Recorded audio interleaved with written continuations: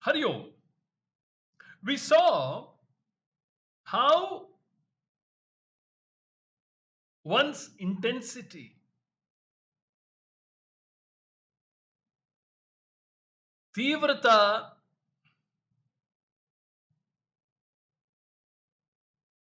Tivra Mumukshutvam will be the will be the driving force, the only driving force to find a solution. We saw that towards the end of the last capsule. Well, this is not true only of Moksha Shastram. This is true of any solution that one is looking for in life. You'll have to go at it with all your heart. Only then will the solution open up to you. You cannot make a half-hearted approach. A half-baked approach will only give you a half-baked solution. This is true even in Vyavahara. If you're studying a particular language, if you're studying a particular subject, you need to go hammer and tongs at it.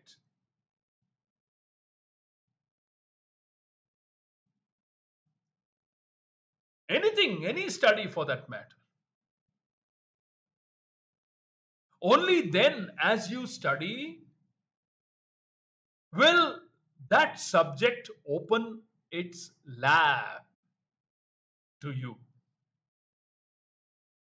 will speak to you its secrets.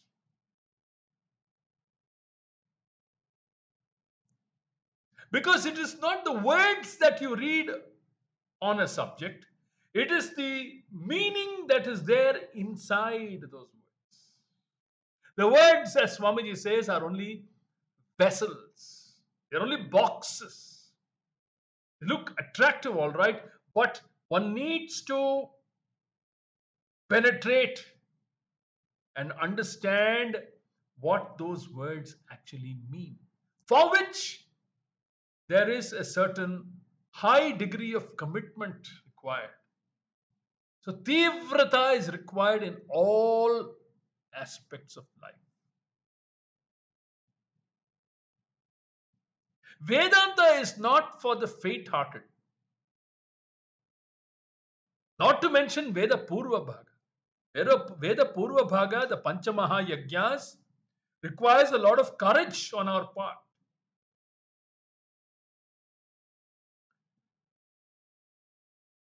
It's like turning the direction of water upstream. Water normally flows upstream to downstream. But imagine a flow of water is now turned against the normal flow of things. It takes a lot of effort. It takes a lot of dil, as they say in Tamil. A lot of courage. It's like the salmon fish that swim against the current.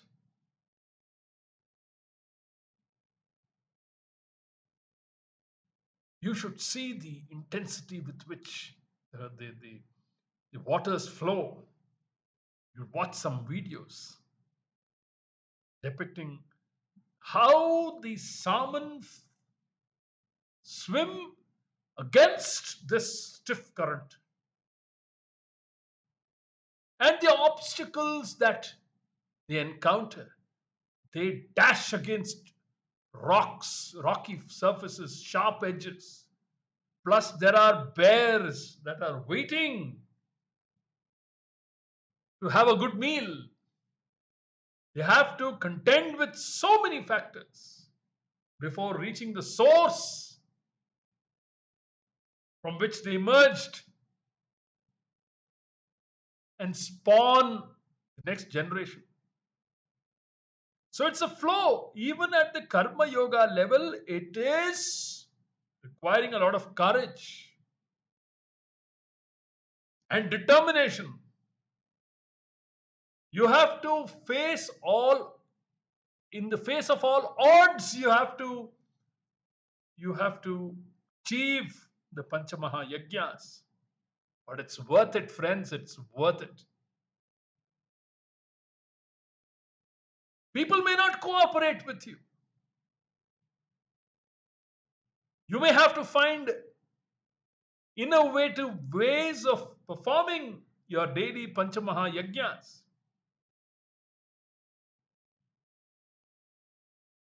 But once you have determined that I am going to achieve it at all costs, believe me, doors will open, unknown doors, hitherto unknown doors will open, will aid your effort, and you will start riding the wave of Karma Yoga. Even at that level, you require that much of commitment. It's not easy. Meaning, it's not easy, meaning not to frighten us, but it's not meant for the faint-hearted. It's not just, today I do a few yajnas, Panchamaha yajnas, because the Guru asked me to do so. I did Parayanam, then I gave Annadanam at a temple, and that's about it all. No. Every day, Annadanam, every day, water danam, every day, water plants at home or outside, Bhuta Yajna, calls for a lot of commitment, for which you need to value all this. You need to value the Guru's words, because he knows. You must know that he knows what he's talking about. So, Tivrata in your approach is very important. More so in Moksha Shastra. This intense desire for liberation is crucial for a genuine and profound engagement with Vedanta, enabling the seeker to pursue self-realization with dedication and sincerity. You need to be unfailingly sincere in your approach. Otherwise, it won't work. No yeno dano approach, like they say it in Tamil. Therefore, Shankaracharya says, Dhiraihi. Dhiraihi means a Viveki who has understood the uselessness of all other means and understood the uniqueness of self-knowledge as the only remedy for samsara. Only remedy.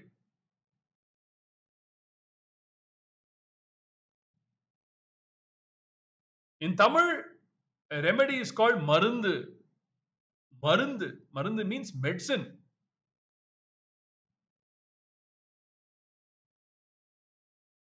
Like Swamiji says, ore dose, odane close. You have this medicine of self-knowledge, it will close all other diseases, rogas.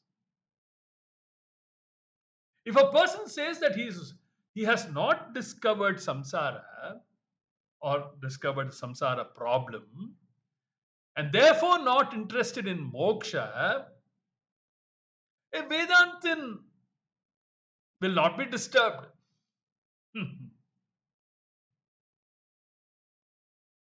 Which means enough pariksha has not taken place. He has not got exposed to the knocks and shocks of life.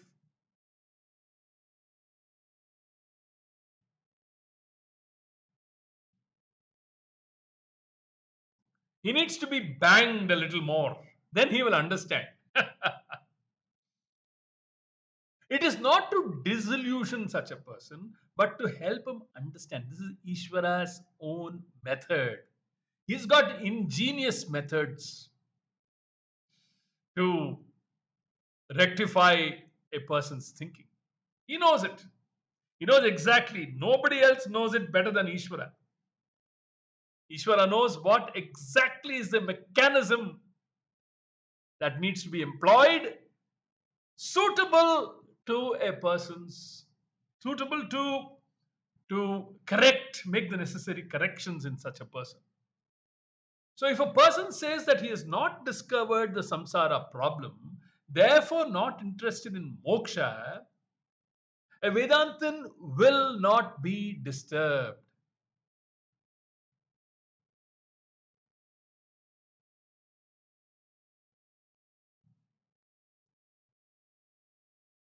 Pattinathar, there was a great saint, Pattinathar. His words convey the idea that sometimes one needs to experience the futility of samsara firsthand to develop a genuine longing for liberation. You must go through these bangings. You must be driven to such a point that you throw up your hands in helplessness and say, I've tried it all. Like Arjuna told Krishna at the beginning of the Gita, before the Gita teaching began, Yachreyasyan nischitam bruhi tanme shishyasteham shadhimam tvam prapannam. Tell me what is good for me.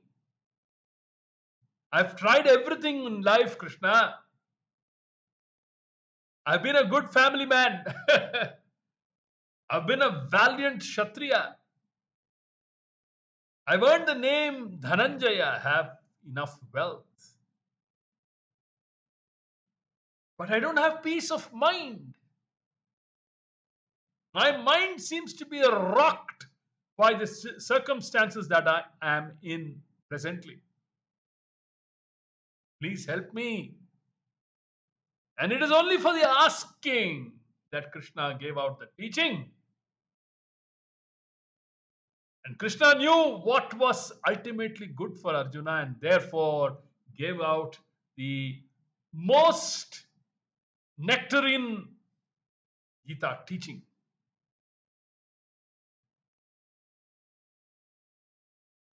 And so the approach emphasizes the importance of experiential learning, pariksha. Pariksha. You need to be a good student of life. Recognizing the limitations of worldly life.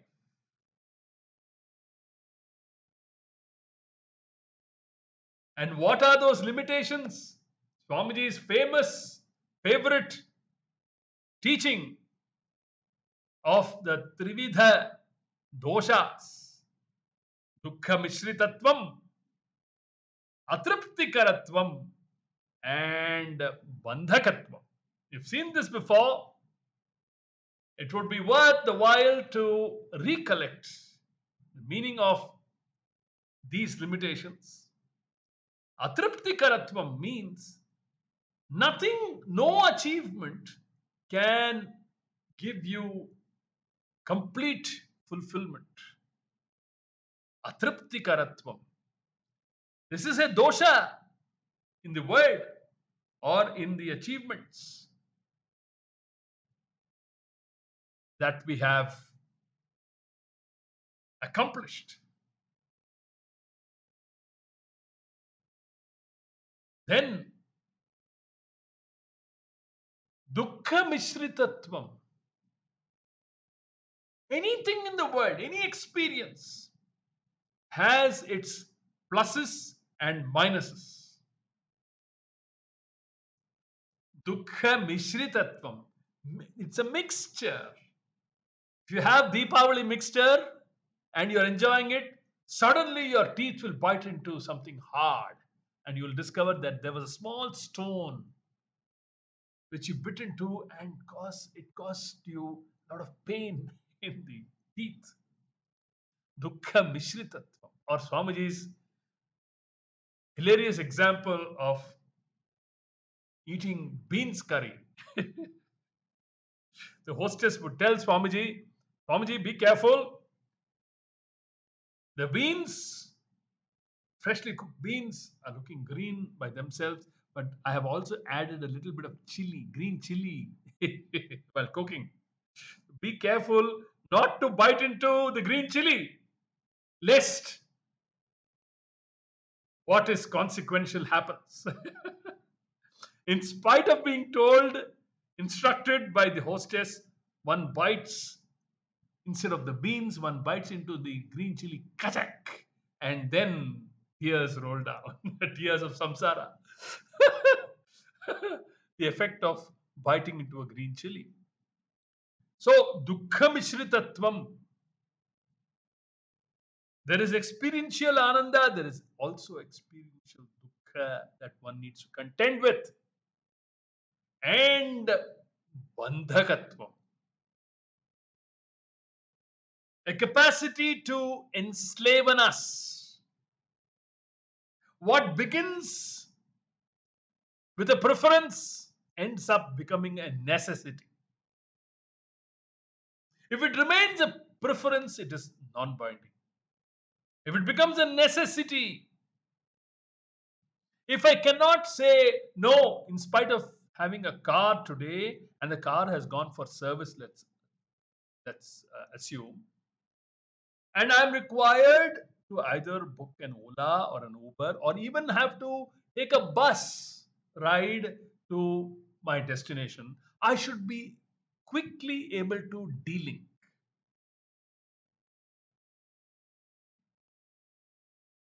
My car, the car that I own, should be a preference. I would have preferred to drive by my car, but it not being there at my disposal, I'm ready to shift gears, shift my mode of transport to something else.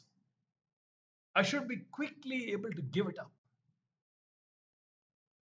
We must see to it that what we require in life remain only as preferences and not become necessities. We shouldn't become enslaved by our likes and dislikes. And then, along with these Trivida doshas, you have Arjane Dukkham, meaning there is Dukkham when you acquire, in the process of acquiring certain things or people. There is Dukkham, there is a lot of sweat and toil that needs to be put into it. Then Rakshane Dukkham, preserving all that you have got by way of yoga.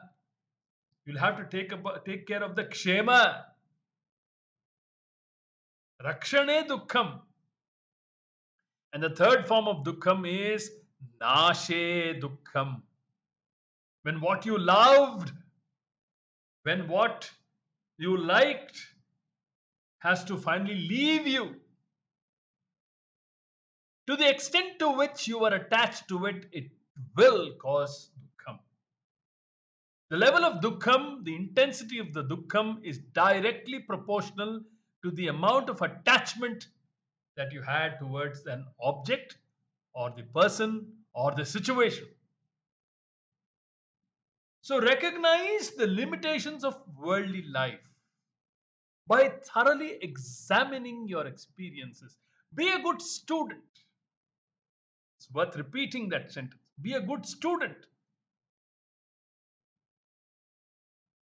Learn from your experiences. Do pariksha. Pariksha lokan karmachitan brahmano nirveda maya, says the Mundaka Upanishad.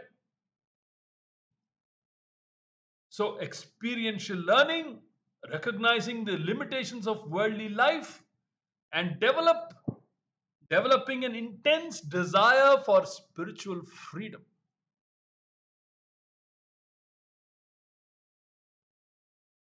The patience and persistence of a guru or teacher are also highlighted, waiting for the seeker to return when they are truly ready.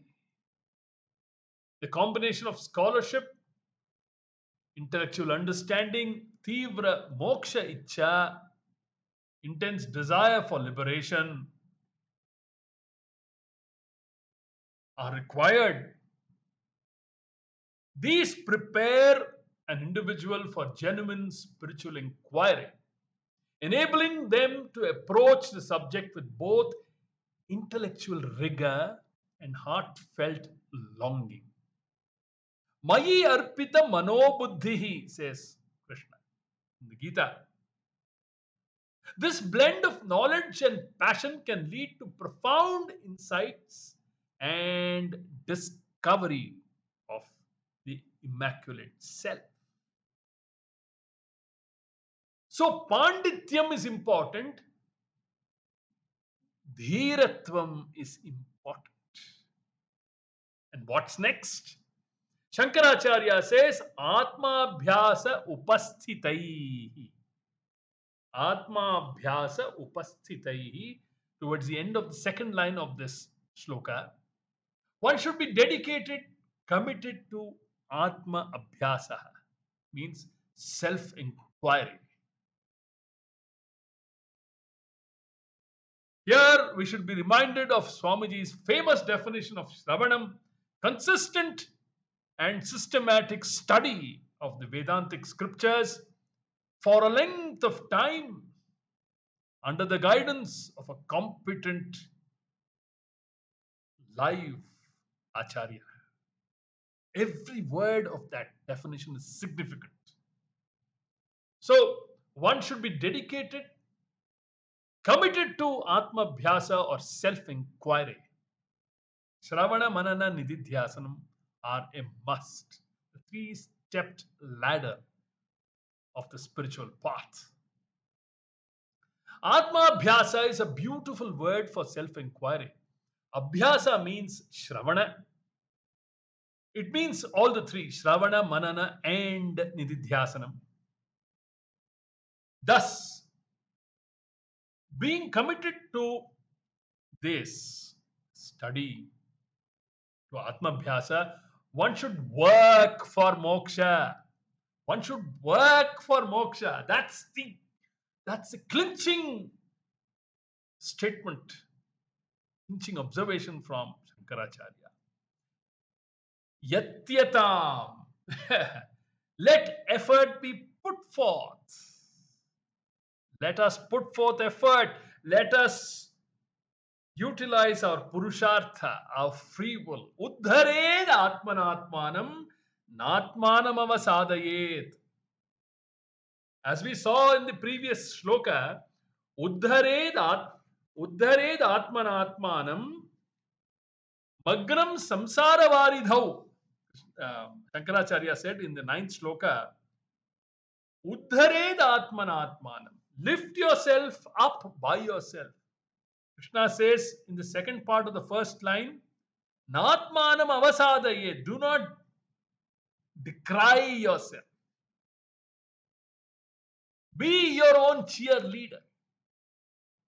Atmaiva hyatmano bandhuhu. Atmaiva ripuratmanaha. Krishna said in the fifth shloka of chapter 6 of Srimad Bhagavad Gita. Very important shloka that highlights the importance of purushartha, of free will. We must put forth effort. Yatyatam. Let effort be put forth, says Shankara. Prayatna kriyatam iti arthaha.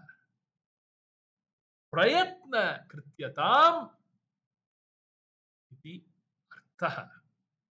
Thus, we conclude this all important 10th shloka, which we must reflect on and make our own to aid us, to spur us on as being our own cheerleaders. Never look back, as Swami Chinmayananda says. A spiritual Seeker never looks back, never looking back, always forward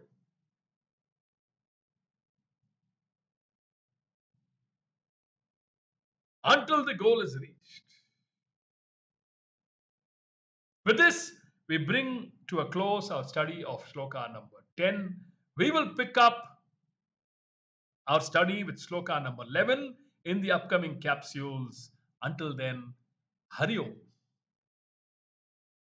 ॐ दुर्जनः सज्जनो भूयात् सज्जनः शान्तिमाप्नुयात् शान्तो मुच्येत बन्धेभ्यः मुक्तश्चान्यान् विमोचयेत् सर्वे भवन्तु सुखिनः सर्वे सन्तु निरामयाः सर्वे भद्राणि पश्यन्तु मा कश्चित् दुःखभाग् भवेत् ॐ पूर्णमदः पूर्णमिदं पूर्णात् पूर्णमुदच्यते पूर्णस्य पूर्णमादाय पूर्णमेवावशिष्यते ॐ शान्ति शान्ति शान्तिः हरिः ॐ श्रीगुरुभ्यो नमः हरिः ॐ